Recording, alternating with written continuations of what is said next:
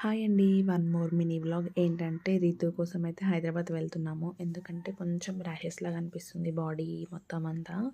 అందుకే హైదరాబాదే వెళ్తున్నాము. దారిలో వెళ్తుంటే స్వీట్ పొటాటో కనిపించింది అక్కడ. తీసుకుందామని ఆగామనమాట. మేము అక్కడైతే మోసపోయామనమాట. ఆమె కేజీ 50 రూపీస్ చెప్పింది.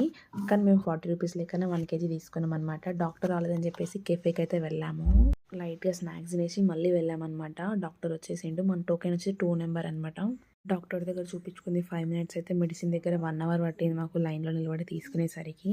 పక్కనే జూడియో ఉందని చెప్పేసి జూడియోకి కూడా వెళ్ళాము. మా హస్బెండ్ నా కోసం ఏమన్నా ఇప్పేసాడు అనుకున్నా. నా కోసం కాదు మా రీతు గాని కోసం అయితే తీసుకున్నాము టీ షర్ట్స్ మేము. రత్నదీప్‌కెళ్ళి కొన్ని సూప్ ప్యాకెట్స్, పరోటా, కొన్ని స్నాక్స్ అయితే తీసుకున్నాను అనమాట. ఎందుకు మోసపోయానని ఫస్ట్‌లో చెప్పాను కదా! ఏంటంటే ఆ విషయము. ఆమె కేజీ 50 రూపీస్ చెప్తే రత్నదీప్‌లో మాత్రం కేజీ 20 రూపీసే ఉందనమాట. చాలా ఫ్రెష్‌గా ఉంది ఇంకా ఇక్కడ.